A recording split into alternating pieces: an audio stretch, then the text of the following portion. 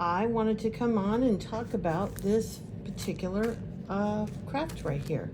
For years, I've told you, I honestly couldn't remember how I started making these ornaments. Well, we moved recently and my husband found this in his stuff. Now you can see it's faded, and we were trying to figure it out because only one of these faded and every other one of those faded. So we're thinking she used a couple different felts and one faded, one did not. But this was made by his grandma when he was a little kid, and he is 64. He just turned 64. So this is a very old piece, probably 50 years old. She used the ribbon, okay? She used the green and the red and the gold, and it's this type of a ribbon, which you can buy at Hobby Lobby. I made one, but I sewed the sequins on separately. That's how I got started. I bought felt, I bought the sequins to do this, and then I started getting other ideas of what I could do. So I want to go over the materials real quick and show you some of what I did. I will be back with another short video showing you how I made the pattern, which I have cardstock that I use, and I'm gonna hand draw out the pattern for this piece and the leaves, and then the circles. I think I'm gonna do this one in red and then a little one in yellow, because that bothers me. But I got all the sequins, and a lot of them I get at Hobby Lobby. I do not have a green one right now, but I do have their green hologram, which is also very acceptable. And then whatever other greens, whatever greens and reds that you have. I've got some older ones, some newer ones.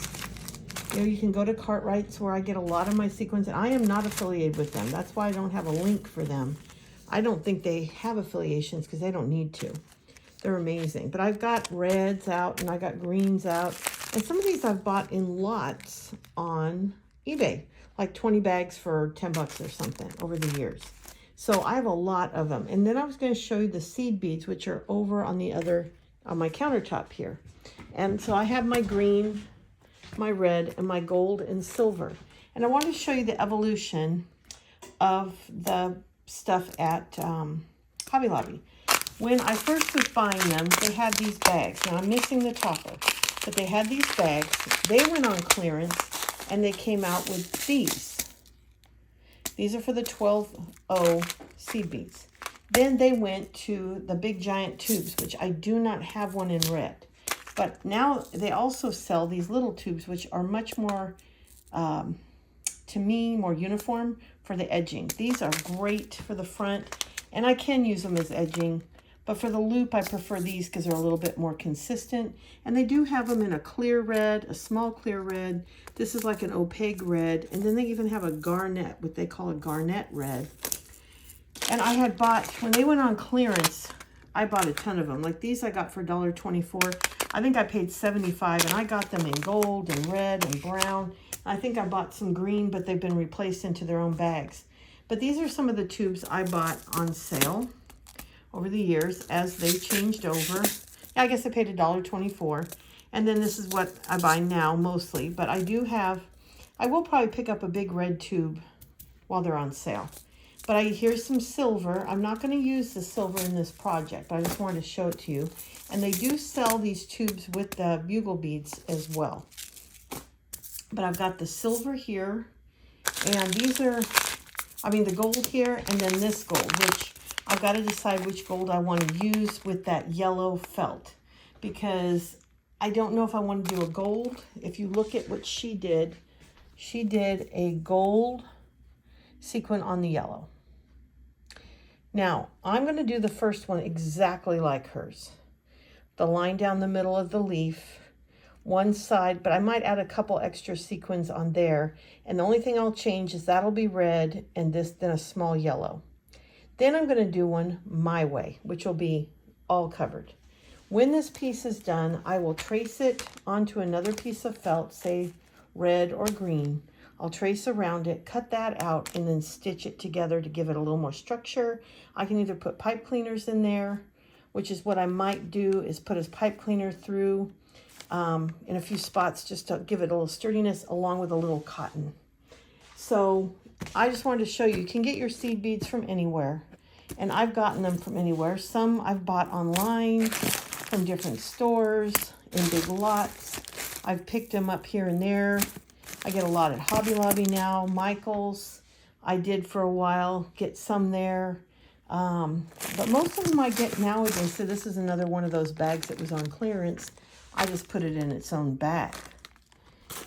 So take advantage when you find a deal like this. And these weren't, I guess they were the $1.24. These were less though. I believe these were $75.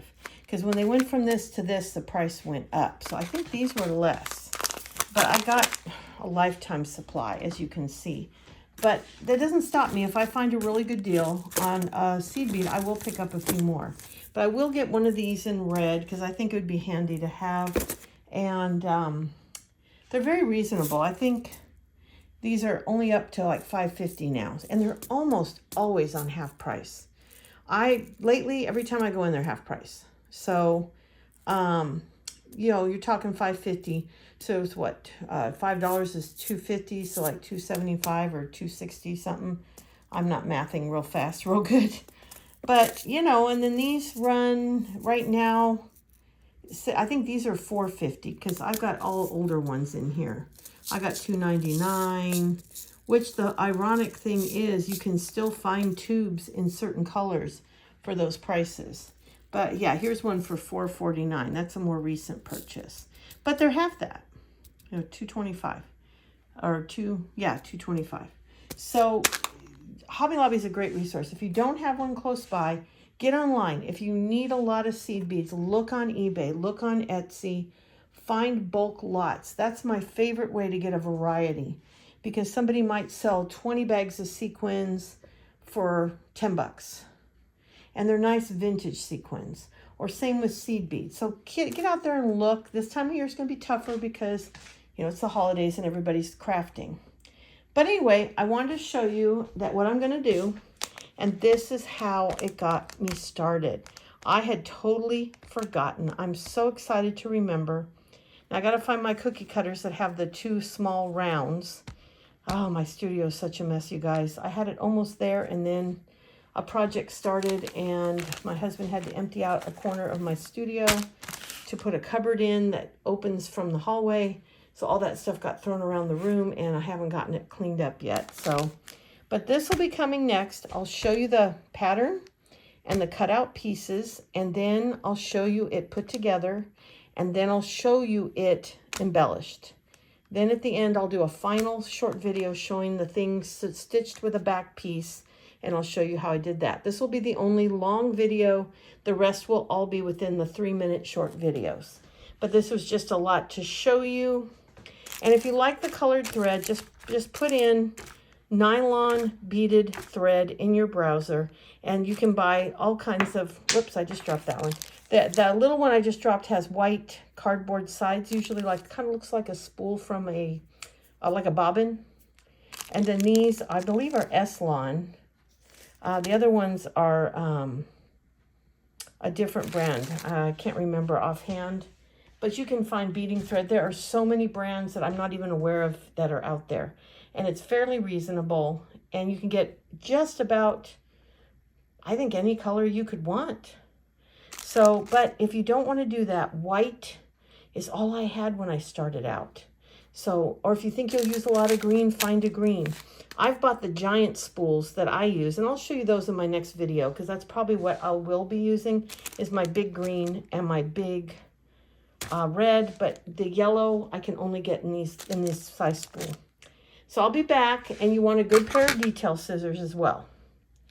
So I always have a plier out when I'm using my needles because sometimes you get a tight seed bead and you got to be careful not to break it. But if you're fairly confident it will pull through, sometimes you need the pliers to help pull it through that seed bead. So I always have a pair of pliers out and my nippers for the threads. So this is the long video. The next 2 or 3 videos will only be 3 minutes or less, just showing you the steps. But I wanted to give this the time to show you all the materials and what exactly I'm working with and all the different seed beads you can find. And this is here, 35 years of collecting. I've got a tub for every color, sequins and seed beads. But that is, like I said, I've been doing this since our son was born, and he just turned 36. So I think he was a year old when I started. So I've been doing this for 35 years. So I have a big collection. You don't need this much to do it. So just get your colors from Christmas, and Hobby Lobby still seems to have the colors. Just get what you can, and I think you can order from them online as well. So these are the big tubes, 12-0. They're a little bit less uniform, but perfectly usable. These are the smaller, more expensive tubes, but I don't know if you can get the 50% off online. That is the only problem. So if you can get to a Hobby Lobby, that's your best bet. But you can check other stores and any craft stores in your area, and you can definitely get online and find people, because like sometimes people go to estate sales, and that's where I've gotten some of this, and they'll buy this and then they'll sell a bunch of it online. They'll buy everything the person has and sell it online for a reasonable price. So anyway, this is a long video. The next videos will be shorter. I just really want to go over the material list with you and show you what exactly you need. And then I'll come back with a more concise list showing you exactly the items I'm using and how I did every step. So I'll be back in a bit. Bye.